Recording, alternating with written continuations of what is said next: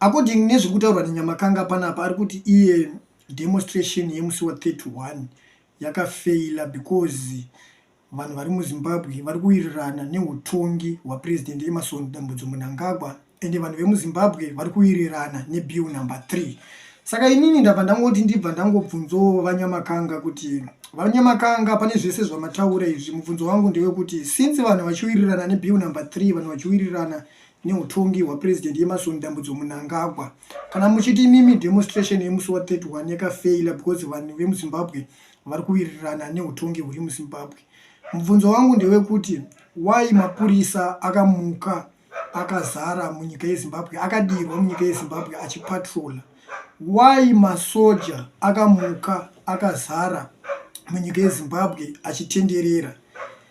Because kana vanhu vachiwirirana neutongi hwapresident Emmerson Dambudzo Mnangagwa, masoja anga asingafanire kuvhurirwa, mapurisa angange asingafanire kuvhurirwa. Ukatongoona munhu akugara akazviprotecta kana kuti munhu akugara achichikidzira vanhu, achishandisa mauto enyika, achishandisa mapurisa enyika, chibva waziva kuti munhu iyeye ari kuzviziva kuti haasi kudiwa. But imimi tinenge tichitarisira kuti muri vanhu vemachechi kana kuti ndimi vanhu vanofanira kunge vachigadzirisa zvinhu zvakaita seizvozvo. Muchitaura chokwadi tinoona kuti munenge makuuya muchinyepera vanhu because munenge muchiwana something kubva kuchihurumende checho, munenge muchipiwa mari, munenge muri zvigananda. Ndimi vacho vetinenge tichiti zvigananda because tikada kutarisa zimusoro rako Nyamakanga irororo harina kana chimwe chinhu chirinofunga kunze kwekufunga mari, because dai iwe wongori munhu anofunga wongosingataure zvinhu zvauri kutaura. Ende Nyamakanga tichikuziva kubva kare waivhura bhaibheri uchitaura kuti pasi navaMnangagwa, uchitaura zvese zvakaipa zvavanotaura.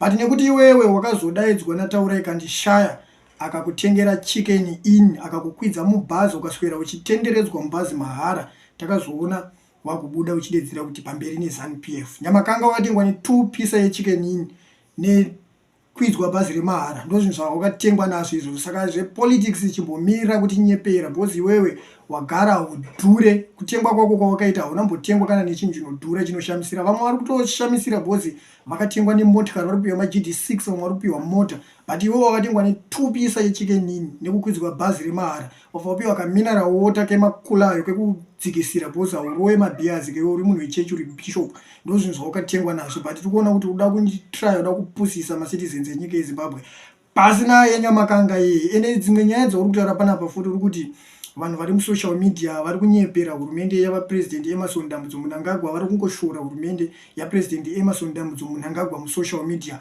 But iwewe nyaya idzodzo uri kudzitaurawo futi uchiposta mavhidhiyo musocial media, uri kudi kudzitaura muraini mako, kungomuka woenda kana pachibhorani chemuraini mako kana kuti patepi kana kufamba door to door muraini mako, wobva waudza vanhu kunaka kwehurumende yapresident Emmerson Dambudzo Mnangagwa. Saka iwewe uda kumisa pasocial media kuti asataure kuipa kwehurumende yapresident Emmerson Dambudzo Mnangagwa ndiani? Because iwewe uri kuposta mavhidhiyo uchitrayada kutaura kunaka kwehurumende yapresident Emmerson Dambudzo Mnangagwa pasocial media pamwe chete ipapo, pasi newe Nyamakanga. Ende isusu hatiuye kuchechi kwako, hambofa wakandoona kuchechi kwako because muri zvimabhishopu zvenhema-nhema, muri mbavha, muri zvigananda. Ende inini chinotoita kuti ndisauye kuchechi kwako handina kupusa because ini handingapusiswe nemunhu akatengwa nechicken in ndobva ndanzi ndibishop. Hakuna zvinhu zvakadaro, hatitomboite zvinhu zvakadaro because tikada kutarisa tinoona kuti iwewe pachako hakuna kana munhu anokuteerera. Wanga wanzwa nekufa nenzara because unongochinyepera vanhu kuchechi, wabva unojoiniswa ZANU-PF. ZANU-PF kwacho koko tikada kutarisa kuti mari yauri kupiwa imbori mari, hapana kana mari inoshamisira, hapana kana chambochinja muupenyu hwako. But unongo uchitaura kuti hurumende yavaEmmerson Dambudzo Mnangagwa yakanaka. Eji yako iyo hauna kana pekugara, uri roja, hauna kana kamota kekufamba nako, chaungori nacho chiri zvimasutu zvaunongochipiwa nevatendi vekuchechi kwako, ndozvinhu zvaunazvo. But unongo uchitaura kuti pamberi napresident Emmerson Dambudzo Mnangagwa because unongochipiwa ma$100 egrocery pasi newe Nyamakanga.